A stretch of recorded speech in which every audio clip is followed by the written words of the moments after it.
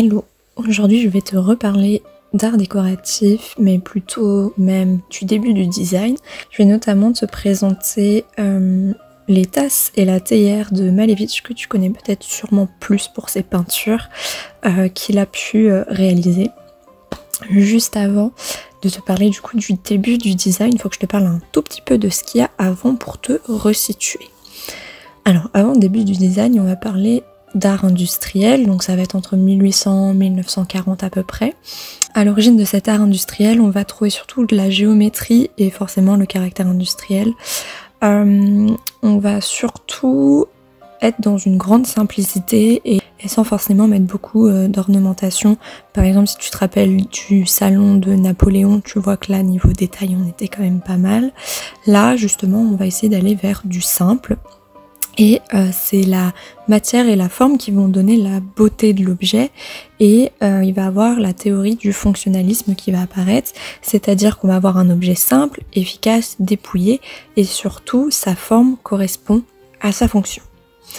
Donc ça, c'était l'art industriel 1800-1940 à peu près. Et après, au début du design, on va quand même continuer cette idée de fonctionnalisme, mais si tu as vu l'image que je viens de te montrer des théières, enfin de la théière et des tasses de Malevich, là tu dis qu'il y a un problème par rapport à ce que je viens de te dire. En fait, on se situe en ex-Russie, à l'époque on est en URSS, et l'URSS va encourager les avant-gardes et va en faire une esthétique officielle avec notamment des mouvements comme le constructivisme ou le suprématisme. Les avant-gardes sont aussi en fait impliqués dans le design, même si on le précise pas forcément, et que par exemple dans les expos on a surtout l'habitude de voir les peintures.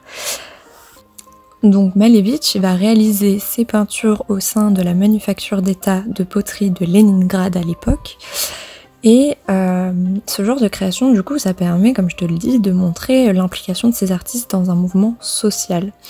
En fait, cet art d'avant-garde, il est censé transformer complètement le cadre de vie dans l'utopie soviétique. L'objet final qui est produit, contrairement à ce que je viens de dire sur le fonctionnalisme, ici il est inutilisable. La poignée, elle est trop petite par rapport au poids de l'objet qui se situe plutôt en avant. Les tasses sont au final des demi-tasses avec une poignée plutôt étrange. Je pense pas que ça soit très pratique de boire dedans. Et voilà, enfin c'est pas forcément des objets qui sont hyper utilisables. Et en fait, ici, contrairement au fonctionnalisme et à toute cette doctrine, le but là, c'est l'affirmation du suprématisme et non de l'aspect fonctionnel de l'objet.